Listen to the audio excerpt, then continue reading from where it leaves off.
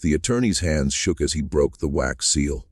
It was June 17, 1854, and the parlor at Belmont Manor in Natchez, Mississippi, had never been this quiet.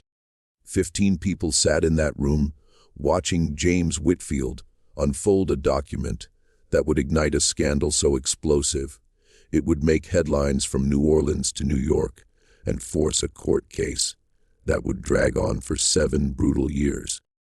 Margaret Thornton sat in the center chair, draped in black mourning silk, her face a mask of composed grief. She'd buried her husband of 23 years just 3 days earlier. Around her sat their 4 children, her brother-in-law, her sister, 2 family attorneys, and several prominent witnesses from Natchez society, all there to ensure the proper transfer of one of Mississippi's largest cotton fortunes. What none of them knew was that in approximately 4 minutes, Margaret Thornton's entire world would collapse. Because the man they'd just buried, plantation master Robert James Thornton, had done something that no one in that room could have imagined, something that would violate every social code of the Antebellum South, something that would force them all to confront truths they'd spent lifetimes pretending didn't exist.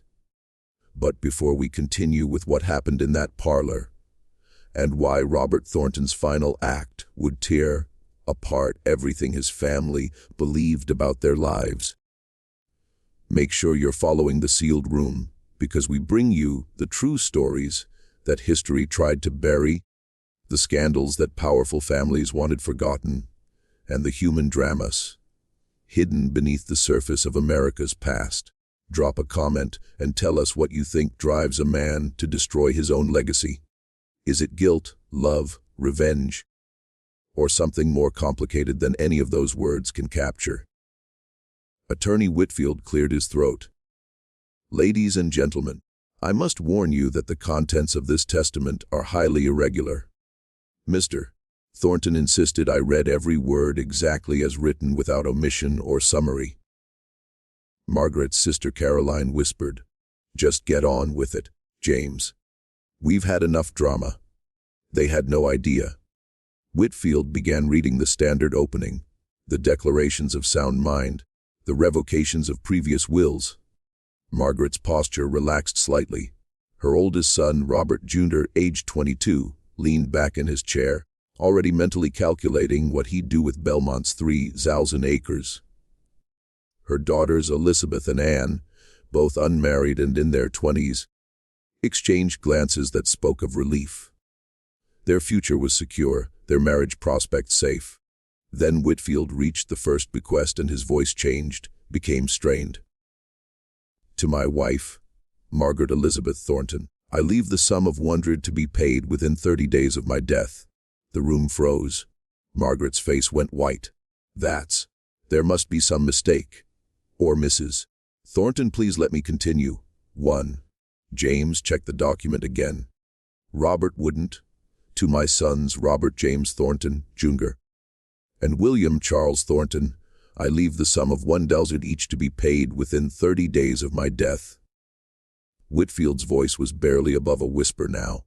To my daughters, Elizabeth Margaret Thornton and Anne Caroline Thornton, I leave the sum of $100 each to be paid within 30 days of my death. Robert Jr. surged to his feet. This is insane. Father had over 400,000 in assets. The plantation alone is worth. Please sit down, Mr. Thornton. Whitfield wasn't looking at any of them now.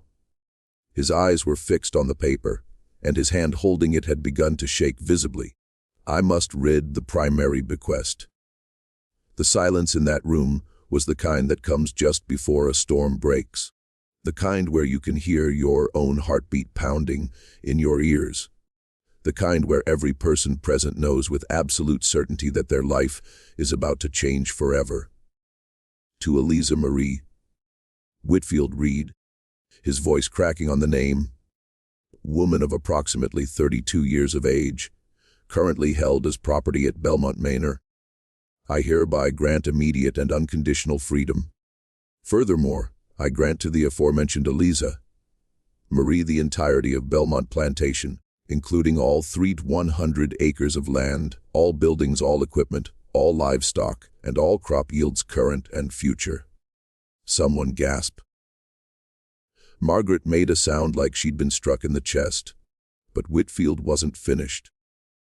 I further grant to Eliza Marie my full ownership stake in Thornton Cotton Factoring Company, my shares in the Natchez Railroad Company, my property holdings in Natchez City proper, including the house at 42 Pearl Street, all bank deposits, all bonds, all securities, all personal property of every kind and description, and all currency in any form. Margaret stood up so fast her chair toppled backward. No, no, this is forgery. This is, James, you wrote this yourself. You're trying to steal. Mrs. Thornton, I did not write this will. Your husband came to my office 6 weeks before his death and dictated it to me personally. I advised strongly against these provisions. He was adamant. 6 weeks. Margaret's voice rose to a shriek. 6 weeks he sat in this house, ate at my table, let me plan his future. And he'd already written me out of everything. Elizabeth, the older daughter, had started to cry. Anne sat perfectly still, her face blank with shock. William, the younger son, looked like he might be sick. But Robert Ginger's face had gone dark red, the veins in his neck standing out. "Ooh," he said, his voice dangerously quiet. "Is Eliza Marie?" And that was the question, wasn't it? The question that would unravel everything, because everyone in that room knew exactly who Eliza Marie was. They'd just never allowed themselves to think about what she actually meant. Whitfield set down the will and looked at Margaret. What he saw in her face made him flinch. "Mrs. Thornton, perhaps the ladies should." "Don't you dare." Margaret's voice was ice. "Don't you dare tell me to leave. This is my house. These are my children, and you're going to explain to me how a woman who was property yesterday now owns everything I've spent 23 years building." "I'm not finished reading," Whitfield said quietly. "There's more." Whitfield's voice cracked. "I further declare." Whitfield read, and his hands were shaking so badly now the paper rattled. "That the following children, currently living at Belmont Manor, are my natural offspring, and are to be freed immediately upon my death and provided for from the estate. Marcus, age 9, Sarah, age 6, and Thomas, age 3. The room exploded. Robert Jr. started shouting. Elizabeth collapsed into sobs. Margaret stood frozen, her mouth opening and closing without sound. Because what Whitfield had just read wasn't just about an inheritance. It was about 3 children everyone at Belmont had seen, had known about, had carefully pretended not to understand the significance of. 3 children who all had light skin and distinctive features. 3 children who looked unnervingly like the Thornton family. 3 children who were Robert Thornton's sons and daughter, born to the woman who now owned everything. Caroline, Margaret's sister, found her voice first. "Margaret, did you know about the children?" But Margaret wasn't listening. She was staring at a point on the far wall, her breathing coming in short, sharp gasps. When she finally spoke, her voice was barely human. "Where is she? Where is this woman who stole my life? Mrs. Thornton, Miss Eliza is not responsible for. Where is she?" A voice came from the doorway, quiet but clear. "I'm right here." Every head in the room turned. Standing in the parlor entrance was a woman in a plain gray dress. Her posture straight, her expression carefully neutral. Eliza Marie was 32 years old, though she'd never known her exact birthday. She had amber-colored eyes, dark hair pulled back severely, and skin the color of aged honey. She'd been born enslaved on a Virginia plantation, sold south when she was 14, and purchased by Robert Thornton in 1843 for what the records listed as household management duties. For 11 years, she'd lived in a small room behind the kitchen at Belmont. She'd managed the household accounts, supervised the other house servants, raised 3 children in secret in the shadows, where no one would have to acknowledge what they were or who had fathered them. And now, according to the document James Whitfield held, she owned all of it. Margaret looked at Eliza, and something terrible passed between them.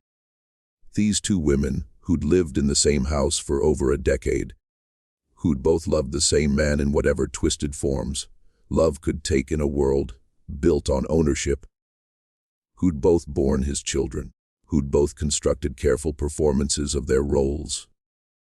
Mistress and servant, wife and property, each pretending the other didn't threaten everything she'd built her identity around. "You knew," Margaret whispered. "You knew he was going to do this." Eliza's face remained impassive. "He told me 3 days before he died." 3 days. Margaret's laugh was horrible. "He gave you 3 days warning and me none at all. 11 years you've been in my house. 11 years I've fed you, clothed you, given you shelter. And this is how you repay. You never gave me anything, Mrs. Thornton." Eliza's voice was quiet but steady. "Your husband purchased me. Everything I had, every moment of my life belonged to him. To you, I couldn't refuse anything. I couldn't leave. I couldn't protect myself or my children. I wasn't repaying anything because I never owed you anything. I was property." The word hung in the air like poison. Robert Jr. moved toward Eliza, and something in his posture made Whitfield step between them. "Mr. Thornton, I must advise you that any physical intimidation of Miss Eliza would be—" "Miss Eliza?" Robert Jr.'s voice dripped venom. "You're calling her Miss? She is a free woman as of 3 days ago," Whitfield said firmly. "Per the legal terms of your father's death and the activation of this will, Miss Eliza is no longer enslaved. She has legal standing, and she is, as of this moment, one of the wealthiest property owners in Adams County." The absurdity of it was too much for some people in the room. One of the witnesses, a banker named Pritchard, started laughing. High, hysterical laughter that sounded like it might turn into screaming. His wife dragged him from the room. Margaret was still staring at Eliza. "Why? I need to understand why. What did you do to make him choose you over his own children?" And Eliza, who'd spent 11 years being careful, being invisible, being whatever she needed to be to survive, finally let something show on her face. Pain. Deep, aching pain that had lived in her bones for so long it had become part of her structure. "I didn't make him choose anything. Mrs. Thornton, your husband made his choices every day for 11 years. He chose to come to my room. He chose to father children he knew would be born enslaved. He chose to keep us all trapped in a lie that protected him and destroyed everyone else. And at the end, when he was dying and couldn't lie to himself anymore, he chose to tell the truth. I'm sorry that truth has hurt you, but you're asking the wrong person why." It was the most Eliza had ever said directly to Margaret in 11 years. And it was the moment when everything that had been carefully contained, carefully managed, carefully buried beneath Southern propriety, finally erupted into open warfare. Margaret's brother-in-law, Thomas Thornton, stepped forward. He was Robert's younger brother, a lawyer himself, and he'd been silent until now, watching everything with calculating eyes. This will is illegitimate.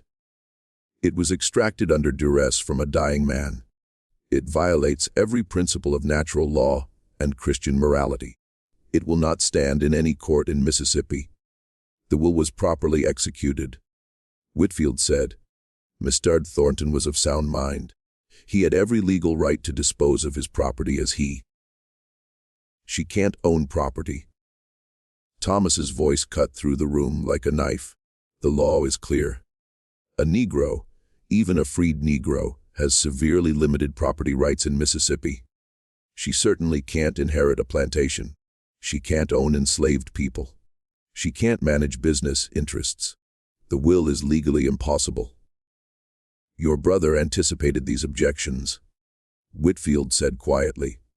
The will includes trust structures, guardian appointments, legal mechanisms specifically designed to. I don't care what mechanisms he designed.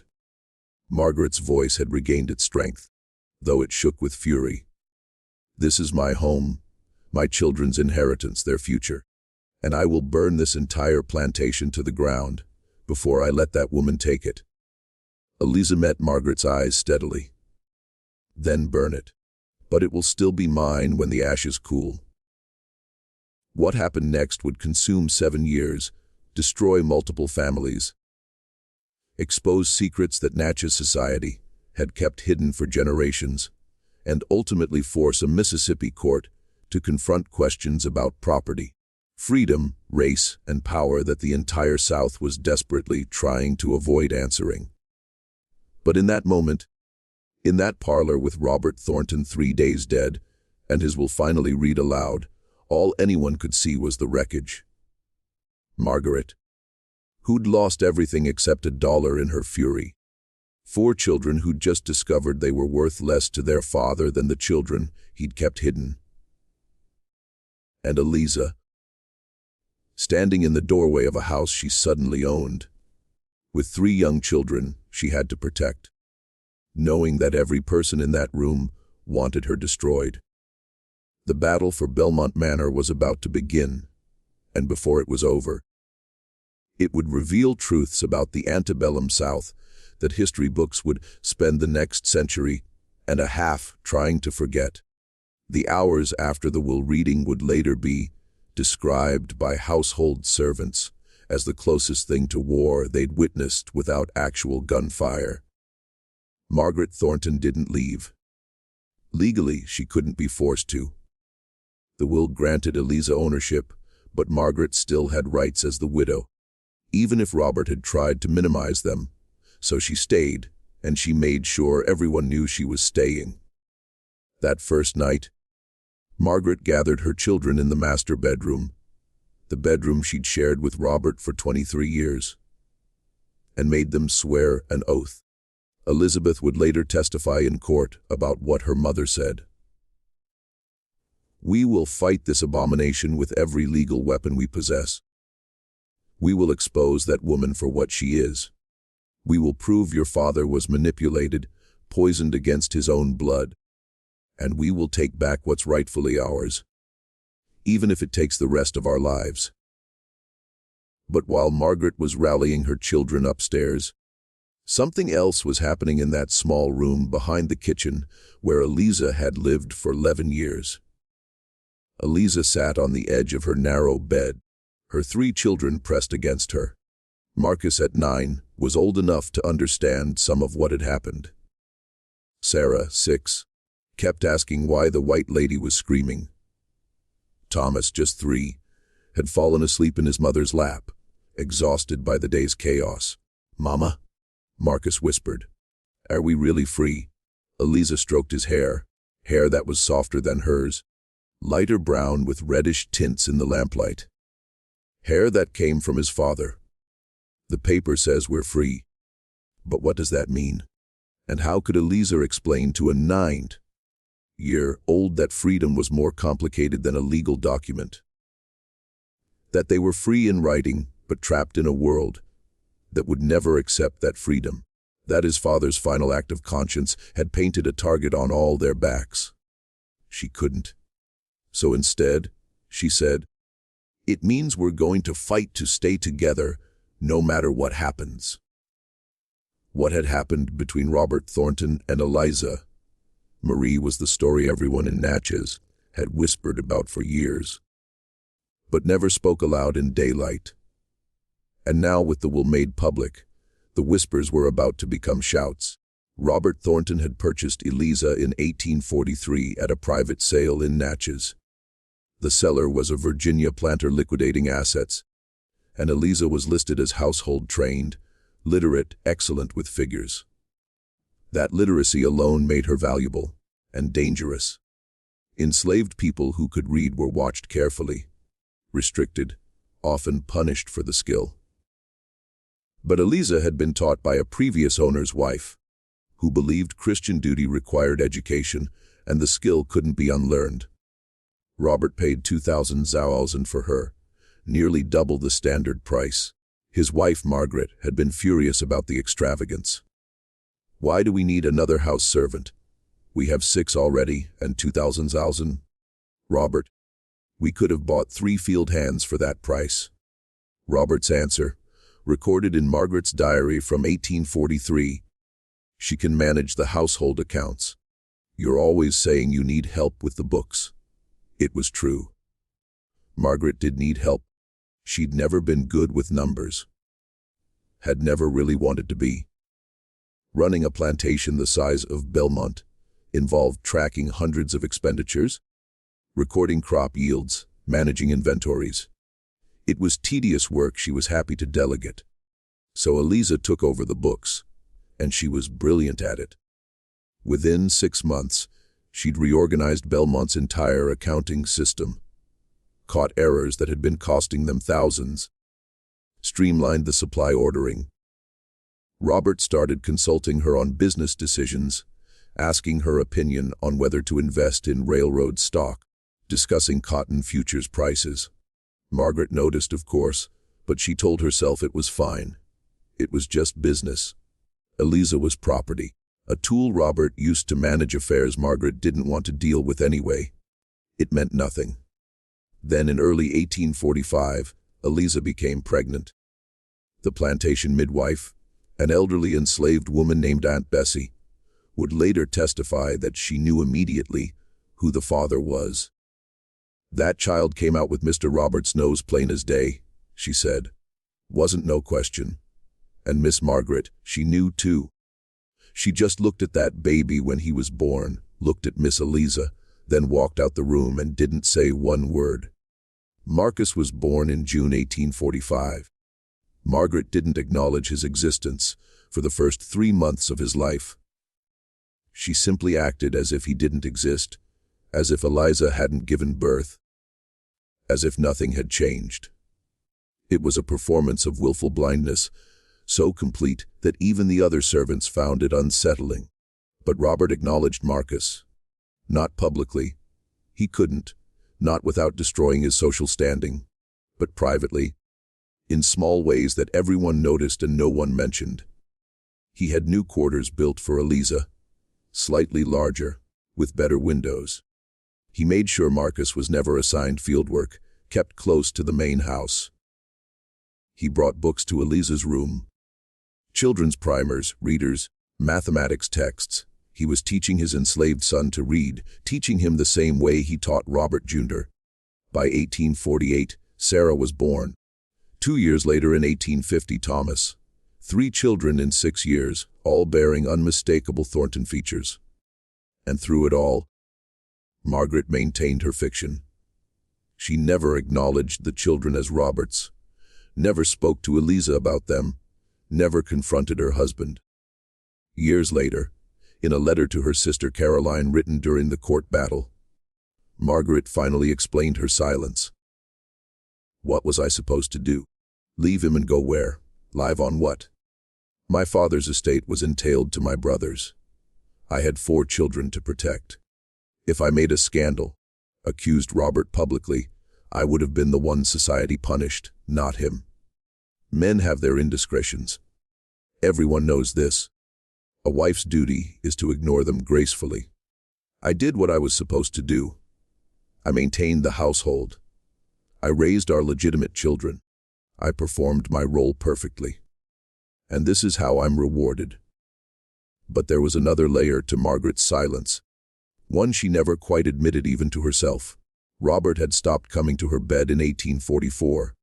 Their youngest daughter, Anne, had been born in 1841. And after that, nothing. For 13 years, Margaret and Robert lived as married strangers. They attended social functions together. They discussed household management. They presented the perfect image of a successful planter family. But there was no intimacy, no connection, no private life together at all, because Robert was spending his private life with Eliza. And that was what made the will so devastating. It wasn't just about money or property. It was about a husband who'd chosen someone else, and had chosen her so completely that he'd given her everything Margaret had believed was hers by right. The legal challenge began within days of the will reading. Thomas Thornton, Robert's brother and a respected attorney in Natchez, took charge of the case. He filed a petition in Adams County Chancery Court arguing that the will was invalid on multiple grounds.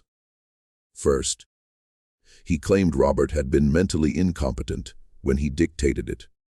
Robert had been sick in his final months with what the doctors called consumption of the lungs, probably tuberculosis. Thomas argued the illness had affected his reasoning. Second, he claimed undue influence. Eliza had been in a position of intimate access to Robert. She'd manipulated him, seduced him, controlled him. A dying man in her thrall couldn't make rational decisions. Third, and most importantly, he argued the will violated Mississippi law. The state had strict regulations about manumission, freeing enslaved people. Even if Robert could legally free Eliza, he couldn't transfer property to her beyond very limited amounts. A freed black person couldn't own a plantation, couldn't inherit a business, couldn't manage enslaved workers. The will was asking Mississippi law to do something it explicitly forbade. Thomas's petition was filed on June 24, 1854, exactly 1 week after the will reading. The judge assigned to the case was Hiram Foster, a distinguished member of the Mississippi Supreme Court who'd agreed to hear this particular case at the circuit level because of its unusual legal complexities. But what everyone actually knew was that Judge Foster had been friends with Robert Thornton, had done business with him, and probably wanted to make sure the case was handled in a way that protected Natchez society's interests. But Thomas Thornton miscalculated something crucial. He assumed the case would be straightforward, that any Mississippi judge would immediately invalidate a will that gave so much power to a formerly enslaved black woman. He didn't account for the one factor that would complicate everything. Robert Thornton had been extraordinarily thorough. Attorney Whitfield, when he first met with Eliza to explain her legal position, brought a second document that hadn't been read in that parlor. A letter Robert had written to Whitfield to be opened only if the will was challenged. Eliza sat in Whitfield's office in downtown Natchez, wearing the same gray dress she'd worn to the will reading. Whitfield broke the seal on Robert's letter and began reading aloud. "James, if you're reading this, it means my family is contesting the will. I expected this. I want you to know why I did what I did, and I want you to use this letter in court if necessary." Whitfield glanced at Eliza. She nodded for him to continue. "I purchased Eliza in 1843 with specific intentions. I had met her briefly at a previous sale, had spoken with her, and recognized her intelligence. I orchestrated her purchase deliberately. What began as a business decision became something else. Something I never intended, something I tried to resist, and something I ultimately couldn't deny.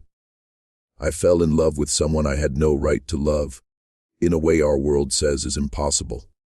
But Eliza's breath caught. Robert had never said those words to her, never told her plainly what she'd wondered about for 11 years. "I know what people will think," the letter continued, "that I took advantage of someone I owned, someone who had no power to refuse me. And they're right.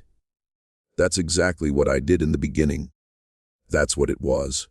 Exploitation dressed up in whatever lies I told myself.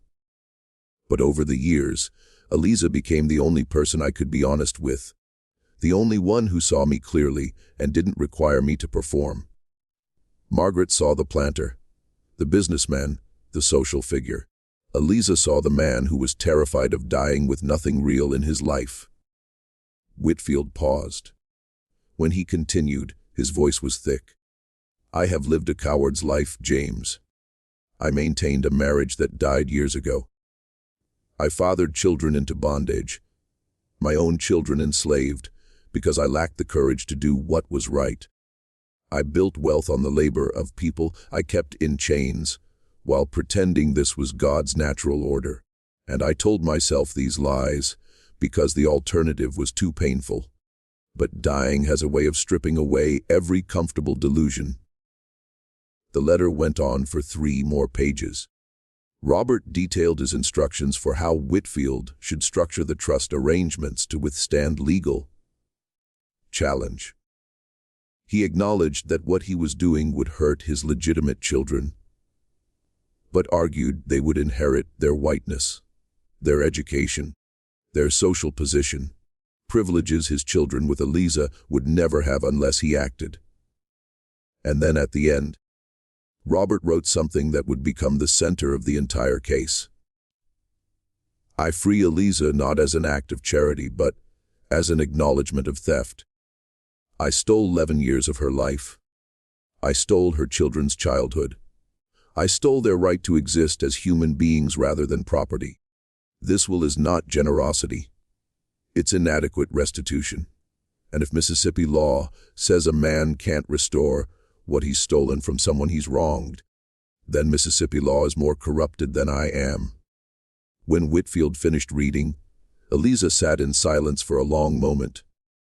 Then she said quietly, "He never told me any of this, not in these words. Men often find courage in letters they can't find in life." Whitfield said, "Miss Eliza, this letter is powerful evidence, but using it means exposing everything. Your relationship, your children, the intimacy of what existed between you and Mr. Thornton. The Thornton family will argue you seduced him, manipulated him. They'll say terrible things about you in open court. Are you prepared for that?" Eliza thought about Marcus, Sarah, and Thomas. About the children growing up in the inn, between slavery and freedom, between black and white, between legitimate and illegitimate. About the future she could give them if she won this fight, and the future they'd have if she surrendered. "I've been called terrible things my entire life. Mr. Whitfield, what's a few more insults compared to my children's freedom?" But she had no idea what was actually coming, because the Thornton family wasn't just going to insult her. They were going to try to destroy her, and they were going to use every weapon antebellum Mississippi society had to offer. Weapons forged in generations of slavery, rape, denial, and the desperate need to maintain a social order that required some people to be human and others to be property. The first hearing was scheduled for August 1854. Both sides would present their arguments about whether the will should be probated at all. Judge Foster's courtroom was packed with every prominent citizen in Natchez. People stood in the back, crowded the aisles. This wasn't just a legal proceeding. It was a public spectacle. Margaret attended, dressed in her mourning clothes, her children beside her. She'd made sure Elizabeth and Anne looked pale and fragile, perfect victims of their father's betrayal. Robert Jr. sat stone-faced, radiating barely controlled anger. The message was clear: respectable white family destroyed by enslaved seductress. Eliza sat on the opposite side of the courtroom with Whitfield. She'd worn her plainest dress, no jewelry, hair pulled back severely. She'd been advised to look humble, non-threatening, to perform deference, even while fighting for millions of dollars.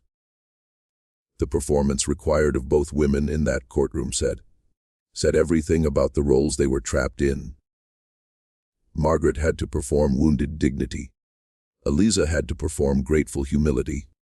Both performances were lies, and everyone watching knew it. Thomas Thornton opened with a speech that would be reported in newspapers across the South. "Your Honor, this case is not merely about one man's will. It's about whether the foundations of our society can withstand attacks from those who would pervert natural law.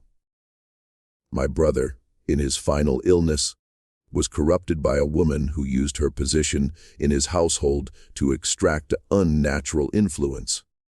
She bore his children, a crime against both his marriage and moral order, and now she seeks to profit from her own wrongdoing. Whitfield stood to respond. He was older than Thomas, grayer, with a reputation for careful, methodical argument. Your Honor, the question before this court is simple. Did Robert Thornton have the legal right to dispose of his property as he chose? Mr. Thomas Thornton argues his brother was incompetent. I have 3 physicians prepared to testify that Robert Thornton was of sound mind until hours before his death. He argues undue influence. I have Robert's own letter explaining his reasoning in detail. He argues Mississippi law forbids this transfer. I have trust structures specifically designed to comply with every statute. Judge Foster listened to both sides, asked a few questions, then made a ruling that surprised everyone. This case raises complex legal questions that cannot be resolved in a preliminary hearing. I'm ordering full probate proceedings. Both sides will have the opportunity to present witnesses, evidence, and expert testimony. We will examine Mr. Thornton's mental state, the validity of his relationship with Miss Eliza, the legitimacy of the trust structures, and whether Mississippi law permits what this will attempt to do. He banged his gavel. Court will reconvene in October for full proceedings. It was a victory for Eliza of sorts. The judge hadn't immediately dismissed the will. But it was also the beginning of something that would consume years of her life. As people filed out of the courtroom, Margaret and Eliza passed each other in the aisle. Margaret stopped, looked at Eliza directly for the first time since the parlor scene. When she spoke, her voice was low enough that only Eliza could hear. You think you've won something, but all you've done is guarantee that everyone will know exactly what you are. And when this is over, when you've been humiliated in public and exposed as a scheming, you'll wish you'd taken the dollar and disappeared. Eliza met her eyes. When this is over, Mrs. Thornton, your children will still have their name, their skin, and their place in society.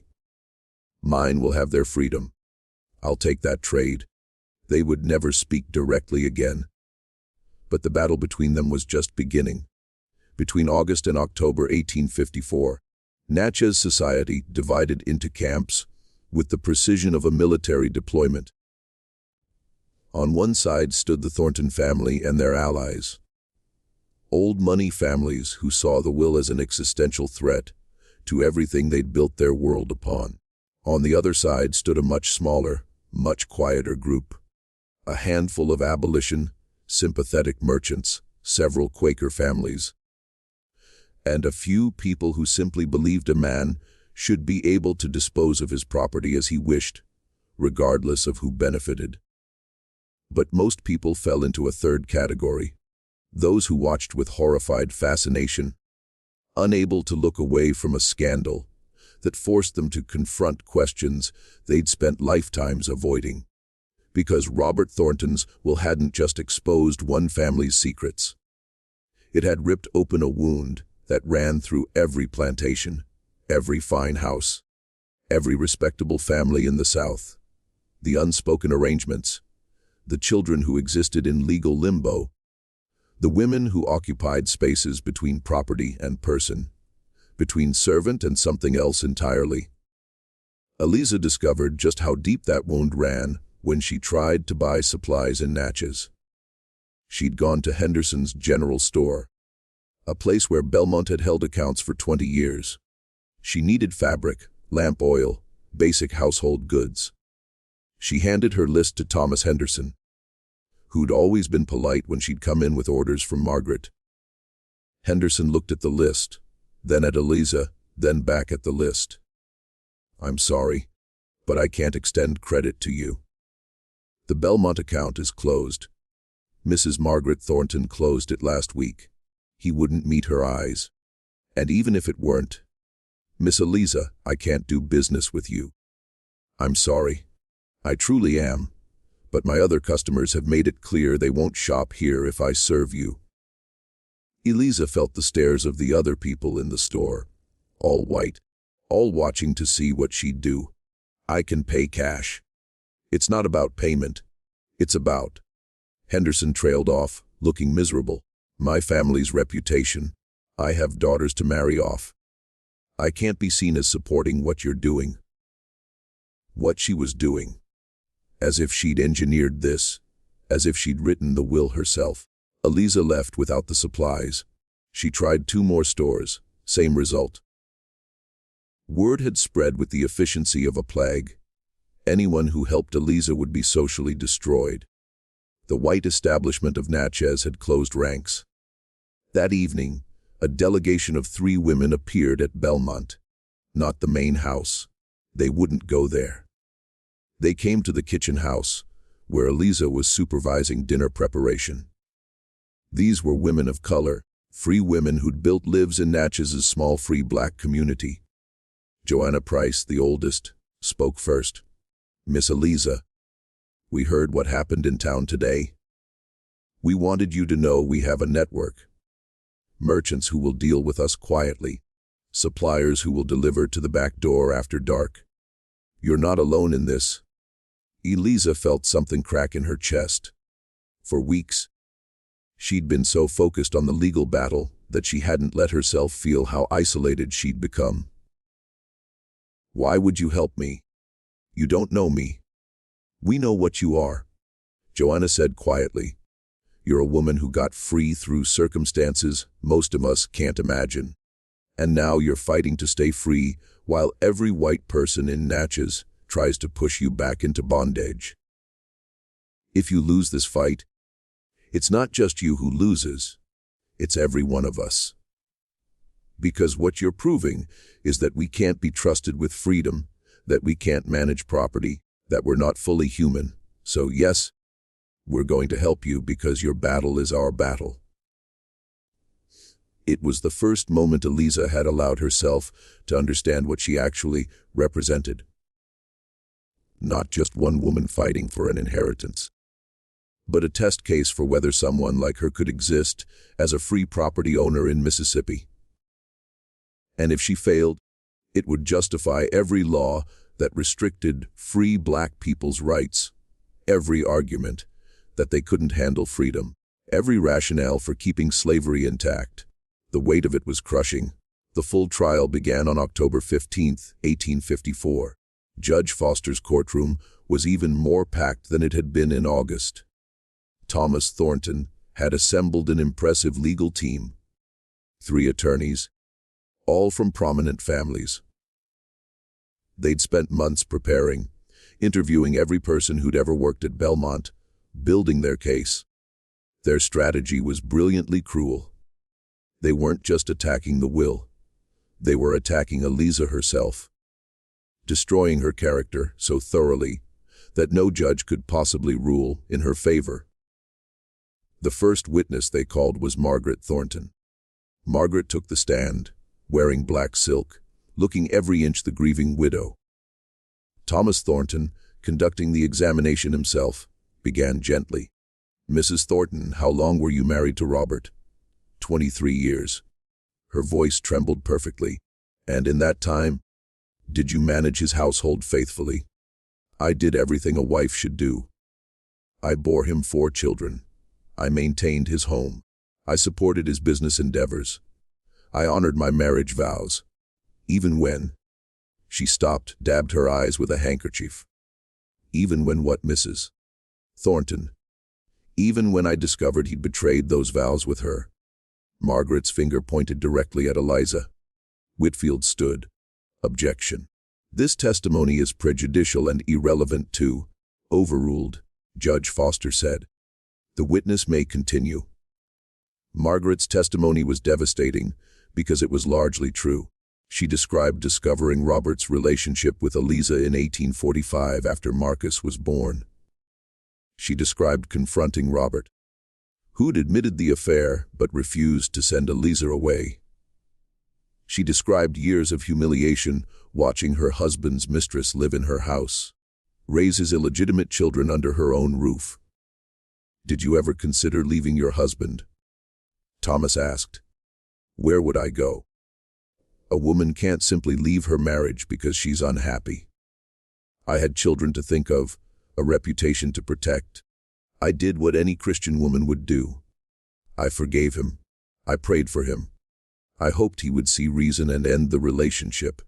Instead, he continued it for 13 years, and then he died and left me with nothing." She broke down crying. It was a masterful performance, and it was working. Eliza could see it in the faces of the jury. 12 white men, all property owners, many of them married. They looked at Margaret with sympathy. They looked at Eliza with disgust. When Whitfield cross-examined, he was gentle but firm. "Mrs. Thornton, you testified that you confronted your husband in 1845. What exactly did he say?" "He said it was none of my concern." Those were his words. "None of your concern." Margaret hesitated. He said his relationship with Eliza was his private business. "Did he ever promise to end the relationship?" "No." "Did he ever apologize for it?" "No. In fact, didn't he tell you explicitly that he would continue the relationship and you would have to accept it?" Margaret's face hardened. "Yes." "And you did accept it, didn't you? For 13 years you accepted it. You remained in the marriage. You continued to benefit from the plantation's income. You attended social functions with your husband. To the outside world, you maintained the fiction that everything was fine. I had no choice." "You had the same choices Eliza had," Whitfield said quietly. "The difference is you could have left. She couldn't. You chose to stay because the benefits outweighed the humiliation. Eliza stayed because she was property." Objection. Thomas was on his feet. "Counsel is badgering the witness." Sustained. "Mr. Whitfield, move on." But the point had been made. Margaret had stayed in a marriage she knew was broken, because divorce would have destroyed her socially and financially. She'd chosen respectability over dignity. That didn't make her the villain. It made her a victim of the same system that enslaved Eliza. But it also meant her moral high ground was shakier than she wanted to admit. The next several days of testimony were brutal. The Thorntons called servant after servant, asking them to describe Eliza's position in the household. What emerged was a picture of a woman who'd held unusual power for someone enslaved. Managing accounts, making decisions, having private conversations with Robert that excluded even his wife. But Whitfield's cross-examinations revealed something else. Respect. Almost every servant, when pressed, admitted that Eliza had been fair, kind, even that she'd helped people. Protected them from worse overseers, used her influence with Robert to prevent families from being separated. One woman, an elderly cook named Aunt Ruth, gave testimony that stopped the courtroom cold.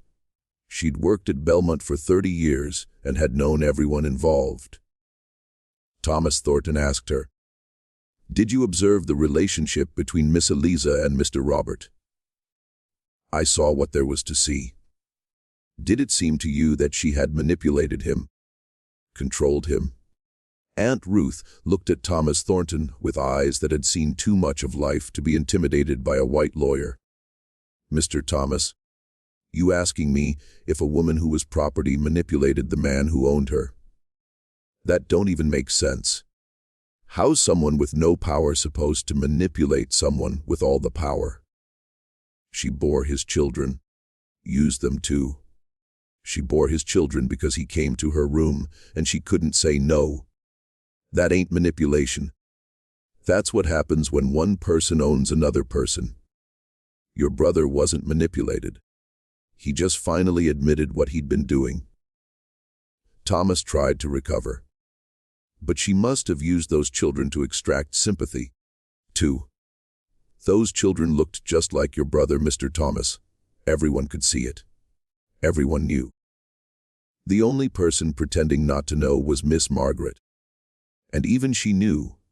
She just couldn't say it out loud, because saying it would mean admitting her husband preferred someone else. The problem wasn't that Miss Eliza manipulated anyone. The problem is that Mr. Robert told the truth about something everyone wanted kept secret. It was the most honest testimony the court had heard, and Thomas Thornton quickly dismissed the witness, realizing she was doing more harm than good to his case. But the Thorntons had one more weapon, and it was the most devastating one of all. They called Dr. Samuel Morrison, the physician who'd treated Robert in his final months. Morrison was elderly, distinguished, and highly respected in Natchez. His testimony was crucial because it addressed Robert's mental state. "Deckert, Morrison," Thomas began, "you treated my brother during his final illness. What was his condition, or Sever?" Thornton suffered from consumption of the lungs. The disease had progressed significantly by early 1854. He experienced fever, night sweats, severe coughing, and increasing weakness. Did this illness affect his mental capacity? Morrison hesitated. Consumption can affect the mind, particularly in its advanced stages. Fever can cause delirium. The physical suffering can lead to despair, irrationality. In your professional opinion, was my brother capable of sound judgment in the weeks before his death? And here Morrison looked genuinely troubled. "I believe he was physically suffering so much that his judgment may have been impaired." Yes. Whitfield's cross-examination was critical. "Did Morrison, you say may have been impaired. Were you present when Mr. Thornton dictated his will to Mr. Whitfield?" "No." "Did you examine him that specific day?" "No." "Did he ever, in your presence, say anything that suggested he was confused about his affairs, unable to recognize people, or otherwise mentally incompetent?" Morrison shook his head slowly. "No. Robert was always lucid when I saw him. He spoke clearly about his condition. He understood he was dying. He made rational decisions about his care. So, your testimony about impaired judgment is speculation. It's based on my medical understanding of his condition. But you have no direct evidence that Robert Thornton was mentally incompetent when he dictated his will." "No," Morrison admitted. "I don't." The testimony went back and forth for days. Witnesses for both sides, character assassinations and defenses, financial experts arguing about whether the trust structures were legal. Every intimate detail of Robert and Eliza's relationship dragged into public view. And through it all, Eliza sat in that courtroom, forced to listen as people debated whether she was human enough to own property, whether she'd seduced or been raped, whether her children deserved freedom or should remain enslaved. The psychological toll was immense. At night back at Belmont, Eliza would sit with Marcus, Sarah, and Thomas, trying to maintain normalcy while their entire world hung in the balance. Marcus, now 10, was old enough to understand some of what was happening. He'd ask questions Eliza couldn't answer. "Mama, why do they hate you so much?" "They don't hate me, baby. They hate what I represent." "What do you represent?" How could she explain to a 10-year-old that she represented the lie at the heart of Southern society? That she was proof that hundreds of children of enslaved women and white men were human beings who deserved rights? That she threatened the entire social order that said some people were property and others were people? She couldn't. So she just held him and said, "I represent hope that things can be different." But the person who provided the most crucial testimony wasn't a character witness or a medical expert. It was James Whitfield himself, Robert's attorney, who drafted the will and heard Robert's reasoning firsthand. Whitfield took the stand in early November, and his testimony would change everything. Thomas Thornton tried to discredit him. "Mr. Whitfield, isn't it true that you stand to earn substantial fees if this will is probated. I'm being compensated for my legal services. Yes. So you have a financial incentive to defend this will regardless of its validity. I have a professional obligation to defend my client's wishes. Robert Thornton came to me 6 weeks before his death and dictated this will over the course of 2 full days. He was more lucid, more purposeful than many clients I've worked with. He knew exactly what he was doing. What exactly did my brother say when he came to you? Whitfield pulled out his notes. He said, "I'm dying, James. I've made many mistakes in my life, but I have a chance to correct one of them. I want to free Eliza and provide for our children. I know this will destroy my relationship with my legitimate family. I know it will cause a scandal, but I would rather die honestly than live one more day lying to myself." The courtroom went silent. He said more. Whitfield continued. He said, "Margaret will never forgive me. My children will hate my memory. Natchez society will condemn me. I accept all of that because the alternative is dying knowing that I enslaved my own children, that I kept the woman I loved in bondage, and that I was too much of a coward to face the truth.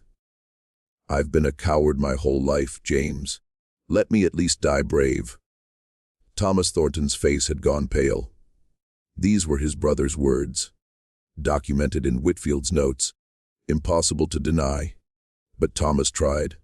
My brother was clearly not in his right mind if he said such things. The Robert Thornton I knew would never. The Robert Thornton you knew, Whitfield interrupted, was the performance he gave for Natchez society. The Robert Thornton who dictated this was the man beneath that performance. And he was exhausted from maintaining the lie. It was the turning point of the trial. Whitfield's testimony, backed by detailed notes and the letter Robert had written, made it impossible to dismiss the will as the product of a confused mind. Robert had known exactly what he was doing. He'd understood the consequences, and he'd done it anyway. Judge Foster called for a recess after Whitfield's testimony. When court reconvened a week later, he looked weary. This case had taken its toll on everyone involved. The final arguments took an entire day. Thomas Thornton argued passionately that the will violated Mississippi law, public policy, and moral order. Whitfield argued that Robert Thornton had every legal right to dispose of his property, as he chose, and that the trust structures complied with all relevant statutes. Then Judge Foster asked the question that cut to the heart of everything. "Mr. Whitfield, are you truly arguing that Mississippi law should permit a Negro woman to own a plantation with enslaved workers, to control business interests, to exercise the kind of economic power that has always been reserved for white men?" And Whitfield, in what would become his most famous legal argument, responded, "Your Honor, I'm arguing that Mississippi law already permits free people of color to own property. The legislature has restricted those rights, yes, but not eliminated them. More importantly, I'm arguing that if a white man of property has the legal right to manumit enslaved people he owns and provide for them, then Robert Thornton has exercised that right. The fact that he chose to provide generously rather than minimally doesn't make his actions illegal. It just makes them unusual. But surely the magnitude of this bequest is beyond what the law contemplated. With respect, Your Honor, the law doesn't specify how much a freed person can inherit. It simply restricts their rights once they've inherited. Miss Eliza, if she receives this property, will still face all the legal restrictions that free people of color face in Mississippi. She won't be able to vote, testify in court against whites, or exercise many other rights. But owning property, the law permits that. And if we're going to say the law has a secret cap on how much property a freed person can own, then we're inventing restrictions that don't exist in statute. Judge Foster sat back in his chair. Everyone in the courtroom knew what he was thinking. This wasn't just a legal decision. It was a social one. Rule for Eliza. And he'd be saying that Mississippi law permitted a formerly enslaved black woman to become one of the wealthiest people in the state. Rule against her. And he'd have to invent legal reasoning that didn't quite exist in the statutes. "I'll issue my ruling in 30 days, he said finally. And then everyone waited. Those 30 days felt like 30 years at Belmont. An uneasy truce had settled over the plantation. Margaret remained in the main house occupying the east wing. Eliza stayed in her quarters behind the kitchen, though legally she now had the right to occupy any part of the property. Neither woman crossed into the other's space. They existed in parallel universes within the same walls, each pretending the other didn't exist. But the enslaved people at Belmont existed in a strange limbo that was even more unsettling. They didn't know who owned them anymore. Was it Margaret as the widow? Was it Eliza according to the contested will? Or were they about to be sold to settle debts if the whole estate collapsed under the weight of legal fees? A man named Samuel, who'd worked the fields at Belmont for 15 years, later described the psychological torment. "We didn't know if we should pray for Miss Eliza to win or lose. If she won, we'd be owned by a woman who'd been enslaved herself just months before. If she lost, we'd probably be sold off to pay the lawyers. Either way, our lives weren't our own. But at least Miss Eliza knew what it felt like. That counted for something." In Natchez, the case had consumed every conversation. Dinner parties debated the legal arguments. Church groups discussed the moral implications. The local newspaper ran daily updates. People placed bets on the outcome. The case had stopped being about one family and become about the entire social structure of the South. And beneath all the public debate ran a current of fear. Because if Eliza won, what did that mean for every other white man who'd fathered children with enslaved women? Could they follow Robert Thornton's example? Would there be a wave of deathbed confessions, wills that legitimized hidden families, legal transfers that upended the racial hierarchy? The establishment had to stop this, not just for the Thornton family, but for everyone with secrets to protect. On December 12, 1854, Judge Foster issued his ruling. The courtroom was packed beyond capacity. People stood in the hallways, crowded around the windows, desperate to hear the verdict that would define Mississippi law for years to come. Judge Foster looked exhausted. He'd aged visibly in the month since the trial began. When he spoke, his voice carried the weight of a man who knew his decision would satisfy no one. "I have spent these 30 days in careful consideration of the law, the evidence, and the principles at stake in this case. What I'm about to say will disappoint both parties, but it represents my best understanding of justice within the constraints of Mississippi law."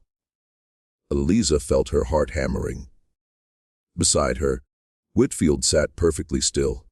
"First, regarding Mr. Robert Thornton's mental capacity, I find that the evidence overwhelmingly supports the conclusion that Mr. Thornton was of sound mind when he dictated his will. Dr. Morrison's testimony about potential impairment was speculative. Mr. Whitfield's detailed notes demonstrate a man who understood his actions and their consequences. This will was not the product of delirium or diminished capacity." Margaret made a small sound of distress. Her attorney gripped her arm. "Second, regarding undue influence, I find no evidence that Miss Eliza coerced or manipulated Mr. Thornton. The relationship between them, while morally troubling to many, does not constitute legal undue influence.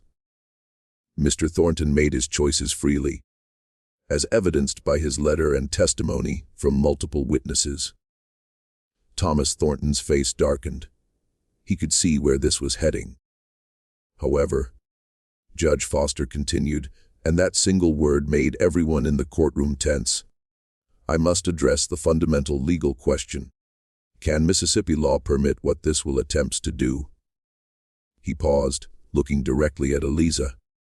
Miss Eliza, under the terms of this will, would become one of the largest property owners in Adams County. She would control enslaved workers. She would manage business interests. She would exercise economic power that has traditionally been reserved for white male citizens.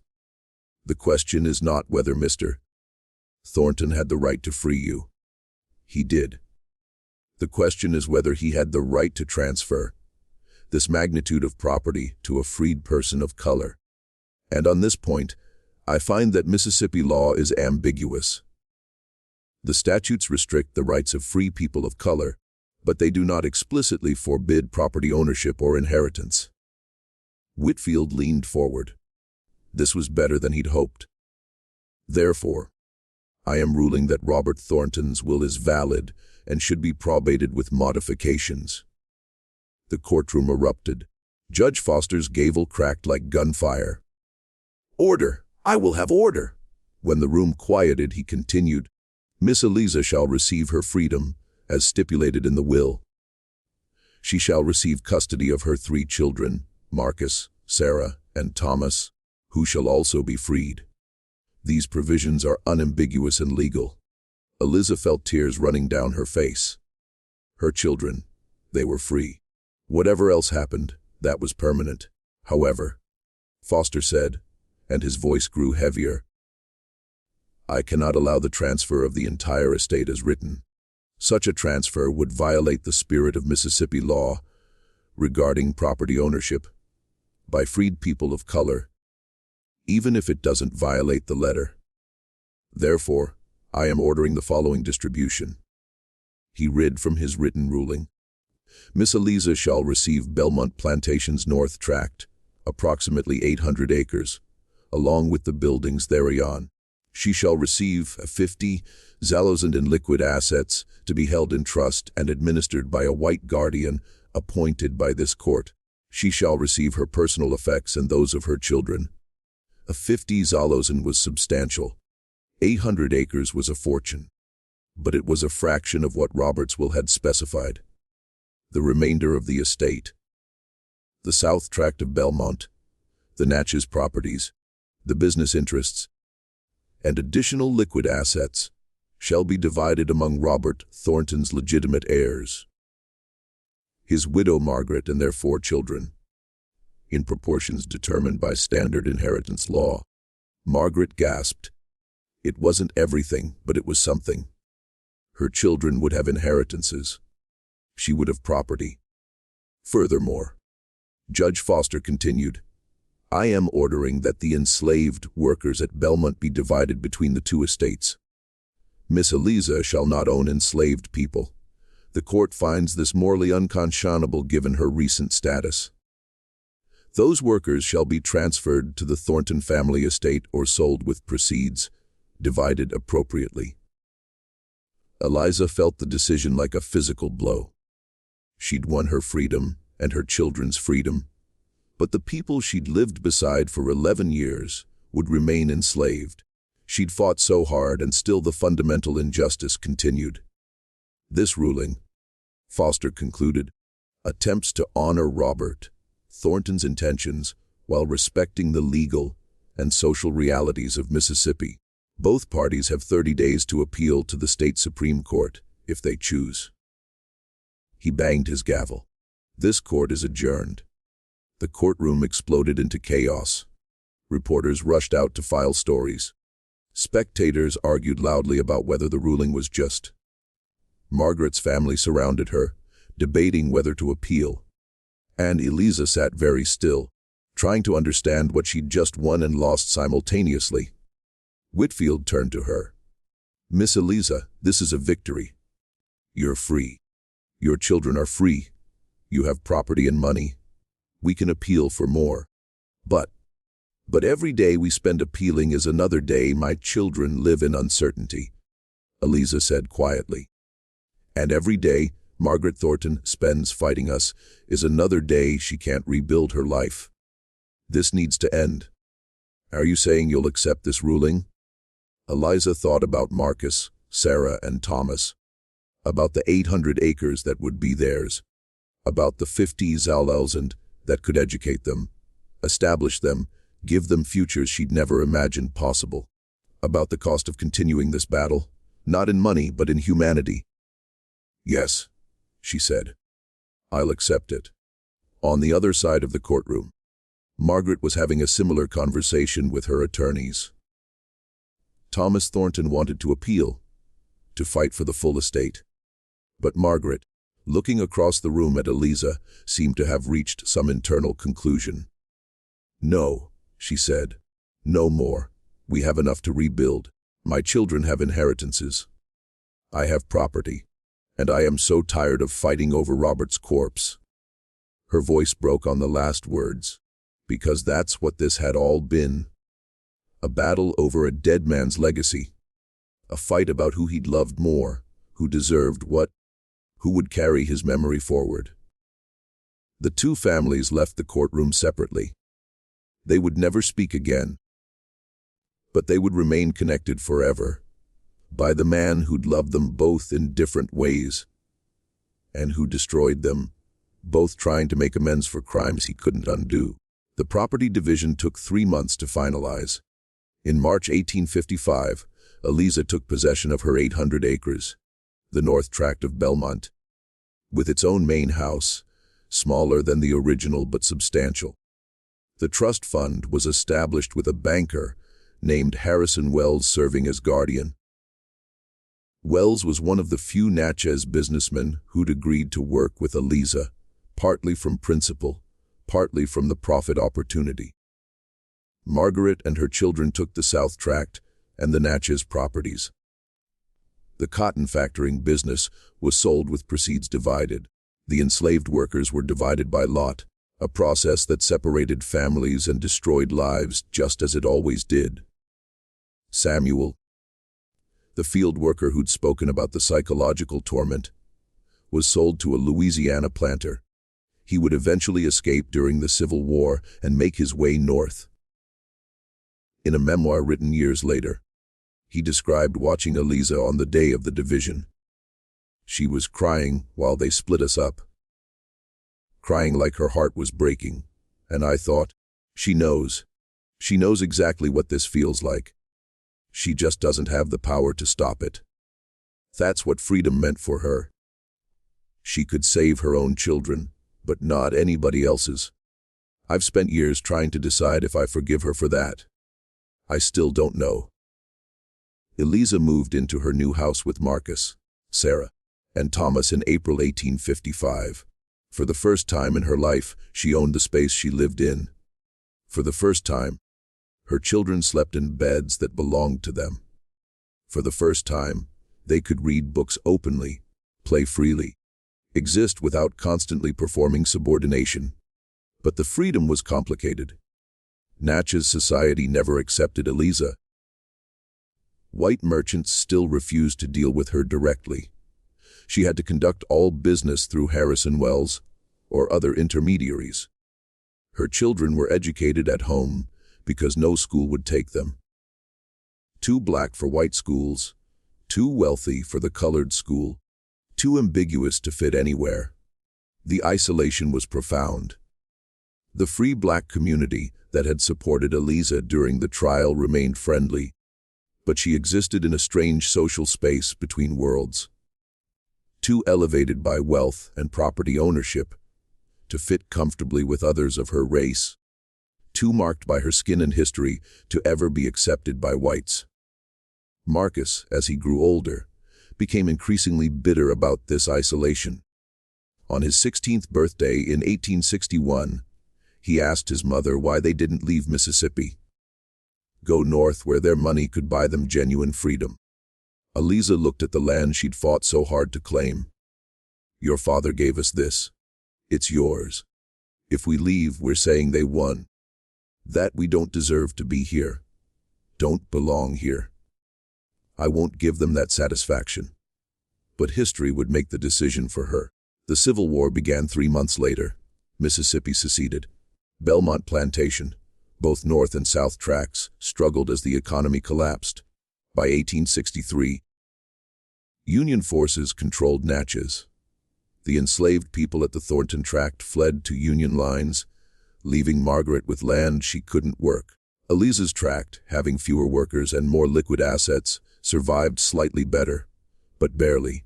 In 1864, Marcus enlisted with the Union Army, one of thousands of black men who fought for the freedom his mother had achieved through a white man's guilt. He survived the war and returned to Belmont in 1866, wearing a Union uniform to the land his father had left him. Margaret saw him return. She was 63 by then, widowed twice. She'd remarried briefly in 1860, but her second husband had died at Vicksburg. She watched Marcus ride up the road in his blue uniform. A free black man who'd fought to destroy the world she'd grown up in, and she felt nothing but exhaustion.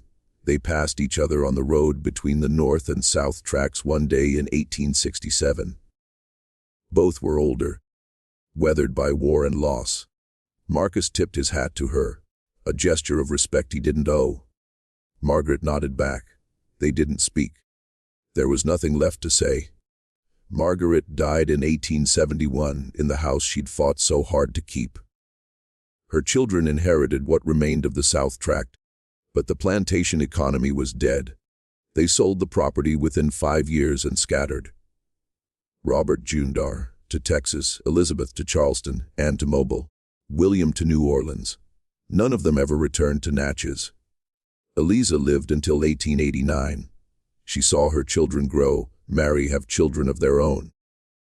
Marcus became a teacher, educated freed people during Reconstruction. Sarah married a minister and moved to Philadelphia. Thomas studied law in Ohio and became one of the first black attorneys in the North. She died owning the land Robert Thornton had given her, though by then it was worth a fraction of its antebellum value. Her will divided the property among her 3 children and her 7 grandchildren. A black family owning 800 acres in Mississippi. An impossibility before the war, a fragile reality afterward. But here's what the history books don't tell you. Here's the part that makes this story more than just a legal curiosity. After Eliza died, her children found a box in her room. Inside were letters, dozens of them. Letters Robert had written to Eliza over the years, hidden away, never shown to anyone. Letters that revealed a man tortured by the contradictions of his life. A man who loved someone he'd enslaved and couldn't reconcile that impossibility. A man who knew he was committing evil while convincing himself he was being kind. One letter, written in 1850, reedy, Eliza, I tell myself that what we have is love. That because I care for you, because I value you, because I plan to free you someday. Our relationship is different from what other men have with their slaves. But late at night, when I'm honest with myself, I know the truth. You can't refuse me. You can't leave. You can't even tell me what you really think without risking punishment. How can anything built on such foundations be love? And yet, I can't stop coming to you. I'm addicted to the fantasy that you want me, even though I know you can't freely want anyone who owns you. I'm a monster pretending to be a man, and the worst part is that I'll keep being a monster because the alternative is admitting what I've done to you, and I'm too much of a coward for that. Another letter from 1853. I've decided to change my will to give you and our children everything. Margaret will hate me for it. My legitimate children will curse my memory. But I need to believe that one act of honesty can redeem a lifetime of lies. I need to believe that freeing you, providing for you, makes up for enslaving you in the first place. I know it doesn't. I know there's no redemption for what I've done, but I have to try, even if it destroys everyone I love in the process. Those letters reveal the truth that the trial never addressed. Robert Thornton's will wasn't an act of love. It was an act of confession, a desperate attempt by a dying man to acknowledge his crimes and pretend that acknowledgement was the same as absolution. He freed Eliza and their children, not because it was right, but because he couldn't face dying with the lie intact. He gave them property not as a gift, but as payment for what he'd stolen. Their freedom, their autonomy, their humanity. And in doing so, he forced everyone around him to confront truths they'd spent lifetimes denying. But here's the question that haunts this story. Did it matter? Did Robert Thornton's final act change anything? His legitimate children were emotionally destroyed. His widow spent years fighting over scraps of what she'd thought was hers. Eliza won property, but lost the community of enslaved people she'd lived among. The enslaved workers at Belmont were sold and scattered, their families destroyed by the property division and Mississippi law. The ruling in Eliza's case didn't change the fundamental structures of slavery. It didn't prevent other families from keeping their mixed race children enslaved. It didn't challenge the system that made cases like this possible. If anything, it reinforced it by allowing just enough exception to prove that the system was fair while changing nothing about its fundamental brutality. So what does this story mean? What are we supposed to learn from a plantation master who left his fortune to a woman he'd enslaved and in doing so destroyed two families in the name of redemption he never really achieved? Maybe the lesson is this: there are some crimes you can't make amends for, some wrongs that can't be righted by good intentions or deathbed confessions. Robert Thornton spent 13 years committing daily violations against Eliza's humanity, against his own children's freedom, against every principle he claimed to believe in. And then he tried to fix it all with a legal document. But you can't unenslave someone. You can't give back the years you stole. You can't undo the trauma of being property, of raising your children as property, of living every day in a situation where your body, your will, your very self belongs to someone else. Freedom given as a gift from an owner isn't the same as freedom claimed as a right. Property inherited through a will isn't the same as property earned through your own labor. And a deathbed confession doesn't absolve a lifetime of choosing comfort over courage. The case of Robert Thornton and Eliza Marie forces us to confront an uncomfortable truth. The Antebellum South wasn't just a system of obvious villains and innocent victims. It was a system that corrupted everyone it touched.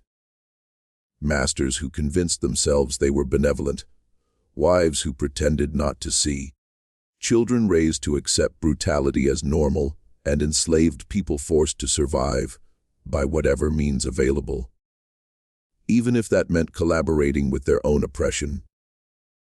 Robert Thornton's will didn't fix that system. It just revealed how completely broken it was. And maybe that's the real legacy of this case. Not that one man tried to do right at the end of his life, but that the system he lived in made doing right impossible. You couldn't be a good person and a slaveholder. You couldn't love someone and own them. You couldn't build a fortune on stolen labor and stolen lives, and then pretend a generous inheritance made up for it.